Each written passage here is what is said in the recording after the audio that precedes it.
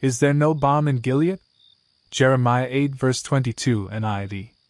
Is there no balm in Gilead? Is there no physician there? Why then is there no healing for the wound of my people? Reflection. Sometimes pain runs so deep it feels unhealable, like a wound that refuses to close.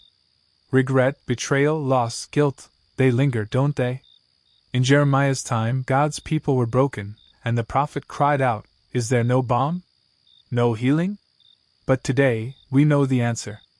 Yes, there is a balm. His name is Jesus. He is the great physician. His blood is the balm that heals sin-sick souls. His love reaches where medicine, therapy, and even time cannot. The wounds you hide, the shame you carry, the burdens you don't talk about, He sees them. And He doesn't flinch. Jesus doesn't just cover pain, He transforms it. He binds the brokenhearted, lifts the ashamed, restores the lost, and forgives the unforgivable.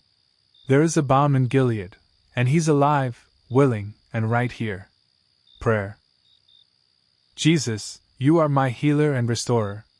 I bring my pain, sin, and sorrow to You today. Touch every broken place with Your healing love. Let Your balm flow over my soul until I'm whole again. Amen. Action point. Bring your wound to Jesus today. Don't numb it, hide it, or deny it. Talk to Him. Let His healing begin where it hurts most. Thought of the day. There is a balm in Gilead, and His name is Jesus. He still heals the broken and saves the sinner.